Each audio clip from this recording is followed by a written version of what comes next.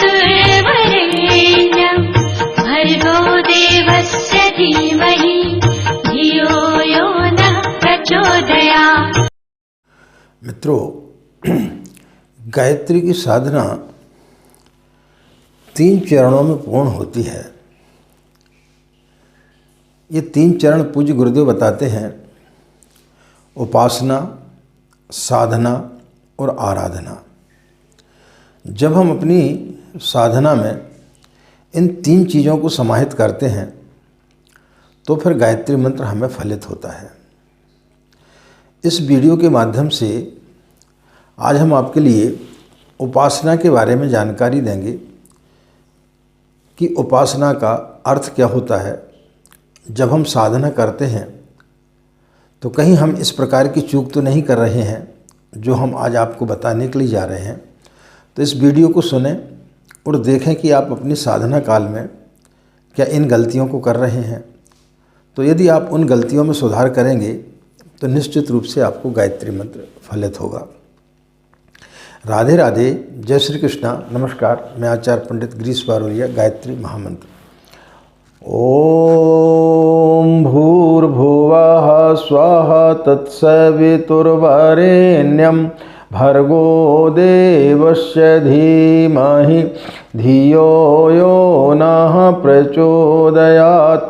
अखण्डमण्डलाकारं व्याप्तं येन चराचरं तत्पदं दर्शितं येन तस्मै श्रीगुरवे नमः। तस्मै श्रीगुरवे नमः। मित्रों, गायत्री को त्रिपदा भी कहा गया है। गंगा, यमुना और सरस्वती, ब्रह्मा, विष्णु, महेश, ये तीनों चीज़ें मिलकर के पूर्ण होते हैं। इसी प्रकार से जब हम गायत्री मंत्र की साधना करते हैं तो उसमें उपासना, साधना और आराधना, इन 3 चीज़ों का समावेश जब तक नहीं होगा तब तक हमें मंत्र फलित नहीं होगा। तो आज इस वीडियो के माध्यम से हम आपको बताएंगे कि उपासना का अर्थ क्या होता है, उपासना कैसे की जाती है। मित्रों, उपासना का अर्थ होता है पास में बैठना। जिस प्रकार से आप आग के पास बैठते हैं तो उसके गुण आपके अंदर आ जाते हैं। आप किसी ठंडी जगह में जाते हैं और वहाँ पर यदि आप रहते हैं तो आप में उस प्रकार के गुण आ जाते हैं। आप धूप में बैठते हैं, उसके गुण आप में आ जाते हैं। यानी पास में बैठना। तो जब हम जिस शक्ति के पास में बैठते हैं तो वैसे गुण हमारे अंदर आना चाहिए। यदि कोई लकड़ी बाहर पड़ी हुई है, आप उसको उठा सकते हैं, आपका उसमें हाथ नहीं जलेगा। लेकिन जैसे ही आप उस लकड़ी को आग में डालेंगे वो भी आग बन जाएगी। यानी ईश्वर के पास बैठने के लिए आपको मिटना पड़ेगा, आपको अपना समर्पण करना पड़ेगा। एक गरीब से गरीब लड़की की शादी यदि किसी डॉक्टर से या किसी इंजीनियर से या किसी उद्योगपति से हो जाती है तो शादी होते ही साथ वो डॉक्टराइन कहलाने लगती है, इंजीनियर की पत्नी कहलाने लगती है, सेठानी कहलाने लगती है। क्यों कहलाने लगती है? क्योंकि उसमें समर्पण है। वो पूर्ण रूप से मिट जाती है, अपने माता पिता, भाई बहन, मित्र, परिवार सबको छोड़ करके आ जाती है। तो जैसी स्त्री समर्पण करती है तो वो सारी चीज़ों की अधिकारी हो जाती है। इसी प्रकार से जब हम साधना करने बैठते हैं तो जब हम ईश्वर के पास बैठते हैं और अपने आप को समर्पित कर देते हैं तो फिर वो मंत्र हमें फलित होना चालू हो जाता है। चंदन के वृक्ष आपने देखे होंगे, उनमें यदि कोई बेल भी लिपट जाती है तो उसमें भी सुगंध आना चालू हो जाता है। लेकिन जब तक आप उसके पास बैठेंगे नहीं, उसके समीप बैठेंगे नहीं, जब तक आप अपने आप को मिटाएंगे नहीं, गलाएंगे नहीं, तब तक वो चीज़ आपको फलित नहीं होगी। एक गुरु के पास में एक शिष्य उनकी काफ़ी चापलूसी करता था। उन्हें उस शिष्य को पता चल गया कि शायद इन महात्मा के पास में पारस पत्थर है। पारस पत्थर क्या काम करता है कि यदि लोहे को आप स्पर्श करा दें तो वो सोना बन जाता है। तो उसने उन संत से बहुत अन्य विनय किया कि भाई वो मुझे पारस पत्थर दिखाओ, मैं देखना चाहता हूँ, मैं उसका उपयोग करना चाहता हूँ। पहले तो वो संत उसे टालते रहे, लेकिन जब उसने ज़्यादा जिद की तो उन्होंने बोला कि उस लोहे के बक्से में रखा है तो उसे निकाल ले। उस शिष्य को बड़ा आश्चर्य हुआ कि लोहे को स्पर्श कराने से तो सोना बन जाता है, तो जब ये लोहे में रखा हुआ है और वो सोना नहीं बना लोहा, तो कहीं यह महात्मा मुझे बेवकूफ़ तो नहीं बना रहे हैं। फिर भी मन में लालसा तो थी। उसने उस बक्से को खोला तो वो देखा कि वो एक कपड़े में लिपटा हुआ है। तो उन संत ने बोला कि इस कपड़े को हटाओ। जैसे कपड़े को हटाया, उसके स्पर्श से वो लोहा सोना बन गया। तो उन्होंने बोला कि मंत्र भी इसी प्रकार का होता है। जब तक हम अपने अंदर काम वासनाओं की, क्रोध की, लोभ की, मोह की, ये सब चीज़ें जब तक हम ओढ़े रहते हैं तब तक वो मंत्र हमें फलित नहीं होता है। और जैसे ही हम उन सब चीज़ों को निकाल करके पूर्ण रूप से समर्पित हो जाते हैं तो फिर वो मंत्र हमें फलित होना चालू हो जाता है। तो उपासना का अर्थ है पास में बैठना और अपने आप को मिटाना। जब तक आप समर्पण भाव से नहीं बैठेंगे तब तक आपको मंत्र फलित नहीं होगा। तो ये पहली शर्त होती है उपासना में कि ईश्वर के पास बैठने के लिए आपको अपने आप को मिटाना पड़ेगा, आपको समर्पित होना पड़ेगा, आपको विश्वास रखना पड़ेगा, आपको श्रद्धा रखना पड़ेगी। और जब आप बैठते हैं तो आपके मन में कई प्रकार के विचार आते हैं कि हमारा ये काम होगा कि नहीं होगा, हमारी मनोकामना पूरी होगी कि नहीं होगी। तो इसका तात्पर्य यही है कि आपको ईश्वर के ऊपर भरोसा नहीं है। आप जिस परम सत्ता के पास में बैठे हैं उसे सब कुछ ज्ञात है कि आपको क्या चाहिए, क्या नहीं चाहिए। एक बार एक घटना घटी। यमदूत एक बार पृथ्वीलोक में एक महिला जिसने 3 बच्चों को जन्म दिया था, छोटे छोटे बच्चे थे, बहुत गरीब थी, खाने को भी नहीं थे। एक बच्ची उसके स्तन से लिपटी हुई थी, उसमें दूध भी नहीं निकल रहा था। दूसरी रोते रोते सो गई थी और तीसरी दहाड़ मार के रो रही थी। वह युवती मर चुकी थी। जब वो यमदूत आया तो उसे देख कर के बड़ा दुख हुआ कि इसको मैं कैसे ले जाऊं। यदि मैं इसको ले जाता हूं तो इन बच्चियों का क्या होगा। वह वहाँ से चला गया। जब वो अपने अधिकारी के पास में पहुँचा तो उसने बोला, भाई वो कहाँ युवती? बोले, महाराज ऐसी ऐसी बात थी, इसलिए मैं उसे ले करके नहीं आया। तो बड़े क्रोधित हुए। बोले, जिसने इस सृष्टि को बनाया है तो उनसे प्रश्न करता है, तो उनके ऊपर संदेह करता है। उन्होंने यदि उस युवती को मारा है, उस युवती की यदि मृत्यु हुई है तो उसके पीछे कुछ ना कुछ राज जरूर छिपा होगा, उसके पीछे कुछ ना कुछ उन बच्चियों का हित जरूर होगा। बोले, तूने चूंकि गलती की है इसलिए तुझे दंड स्वरूप जो है मृत्यु लोक में भेजा जाता है। जब तक कि तू 3 बार अपनी मूर्खता पर नहीं हंसेगा तब तक तुझे मुक्ति नहीं मिलेगी। व्यक्ति दूसरों की मूर्खता पर हंसता है, लेकिन जो व्यक्ति स्वयं की मूर्खता पर जब हंसता है तब उसका अहंकार गिरता है। दूसरे की मूर्खता पर जब व्यक्ति हंसता है तब उसका अहंकार प्रबल होता है। वही यमदूत मृत्यु लोक में आकर के एक झाड़ के नीचे नंग धड़ंगा बैठा हुआ था। वहाँ से एक मोची बाजार से निकल रहा था। वो कुछ धनराशि लेकर के निकला था कि अपने बच्चों के लिए, क्योंकि ठंड आने वाली है, तो कुछ कंबल और स्वेटर इत्यादि लेकर के आ जाए। उसने देखा कि एक व्यक्ति यहाँ पर नग्न अवस्था में पड़ा हुआ है, ठंड से ठिठुर रहा है।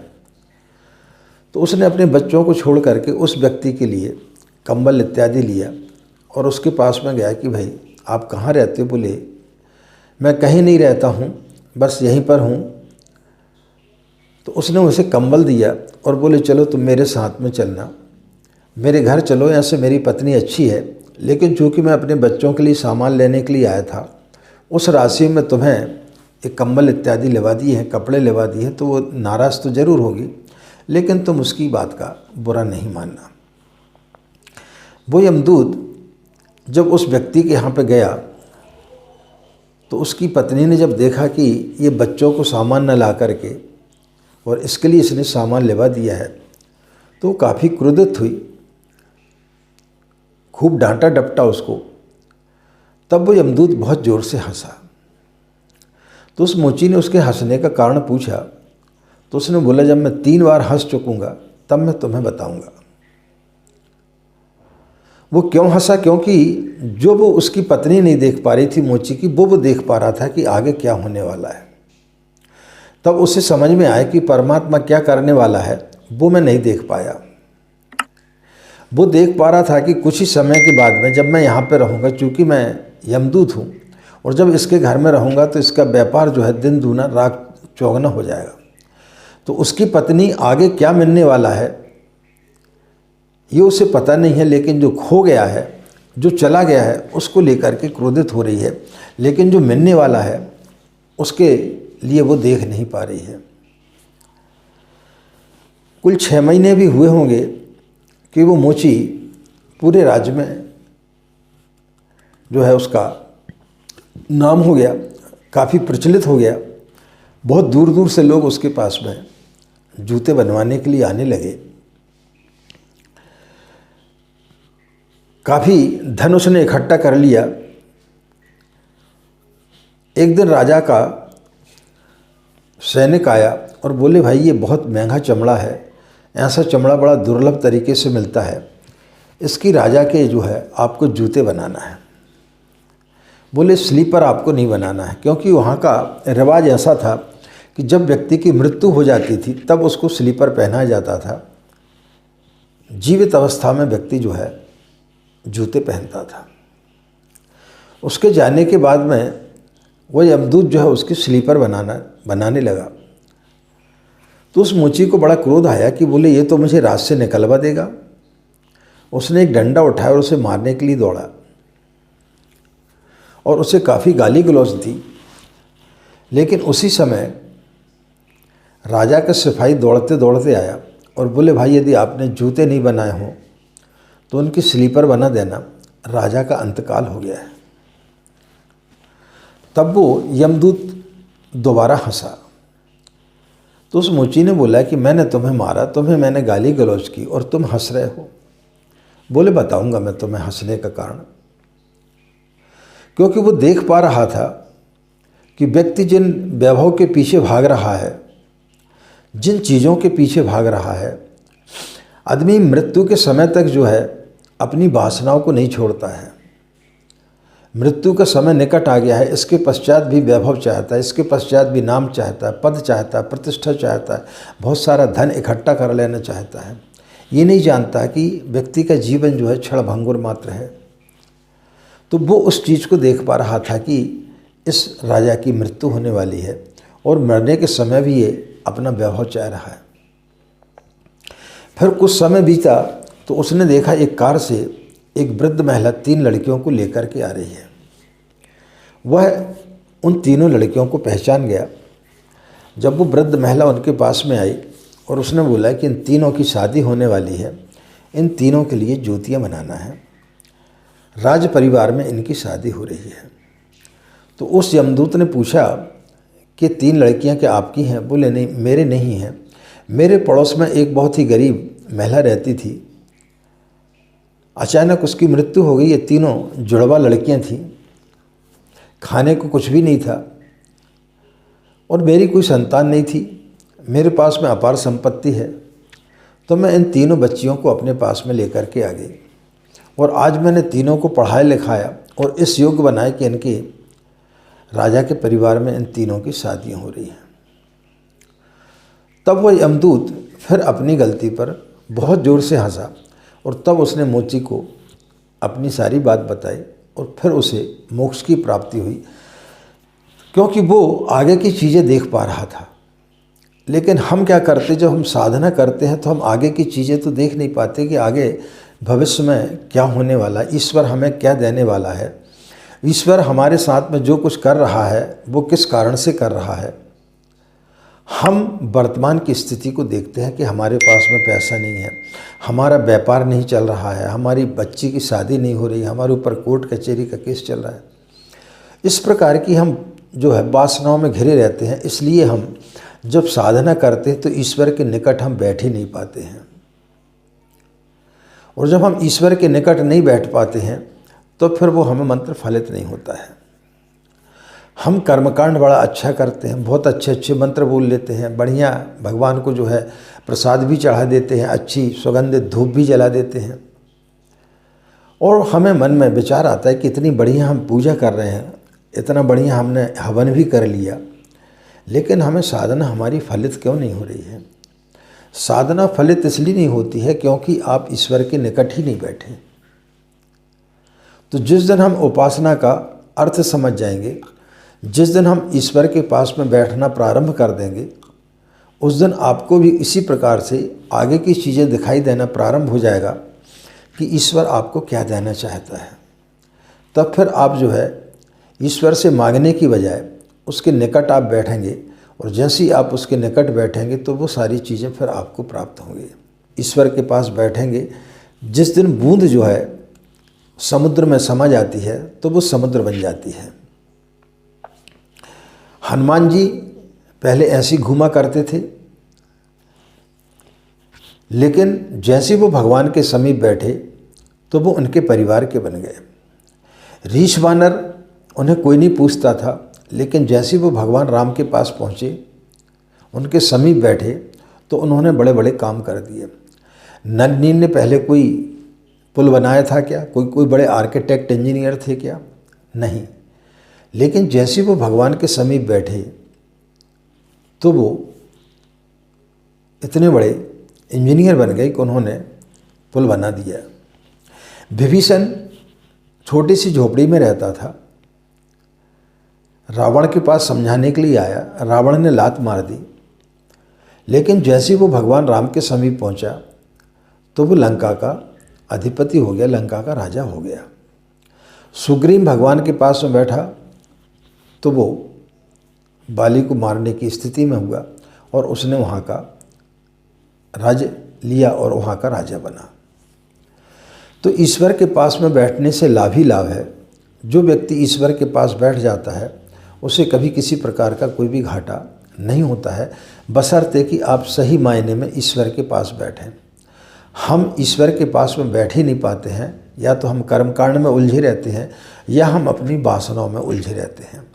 तो जब तक आप अपनी वासनाओं को नहीं त्यागेंगे, जब तक आप अपने अंदर के बुराइयों को ख़त्म नहीं करेंगे, जब तक आप स्वयं को मिटाएंगे नहीं, तब तक आप अपने अंदर परमात्मा को विराजमान नहीं कर पाएंगे। ईश्वर तो सदैव आपके अंदर है। जिस दिन आप अपने अंदर की इन सारी विकृतियों को दूर कर देंगे, उस दिन परमात्मा आपके अंदर विराजमान हो जाएगा। आशा मित्रों, यह जानकारी आपके लिए काफ़ी साधना में लाभप्रद होगी। और यदि आपको वीडियो अच्छे लगते हैं तो कमेंट्स में ज़रूर लिखें, और आपको यदि गायत्री साधना से कोई लाभ होता है तो आपको ज़रूर लिखना चाहिए। और इन्हीं कामनाओं के साथ में कि आपका दिन मंगलमय हो, आप लोग खुश रहें, मस्त रहें, माँ गायत्री की असीम कृपा इसी प्रकार आप लोगों पर बनी रहे। आप सभी के अंदर बैठे परमात्मा को हमारा प्रणाम, हमें आज्ञा दें। नमस्कार, ओम शांति।